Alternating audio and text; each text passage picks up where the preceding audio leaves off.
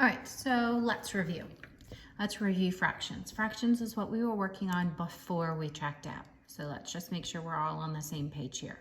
I have a box, a square, that I divided into 4 equal parts. Actually, I see that one part is way bigger than the other part. I'm gonna go ahead and draw that again. That looks a little better. They look like they're a little equal. This one didn't work because this part looks way bigger than this one, and fractions, they have to have equal pieces for it to be true.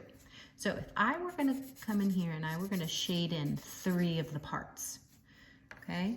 So the numerator is the number of parts that I'm talking about. So the numerator is what goes on top, and it's the number of parts that I'm talking about. 1, 2, 3.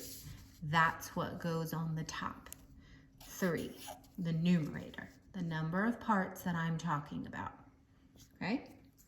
So what goes at the bottom of that fraction then? That's called a denominator. And what's that one?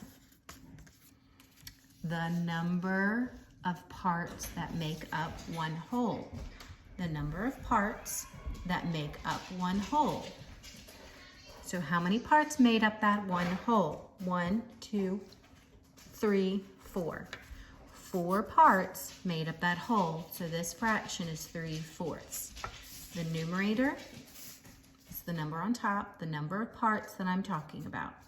The denominator goes at the bottom, the number of parts that make up one whole.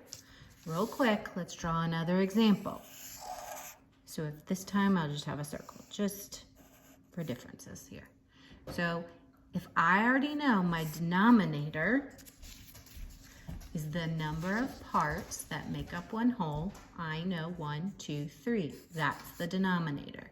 And if I shade in just 1, my numerator is the number of parts that I'm talking about.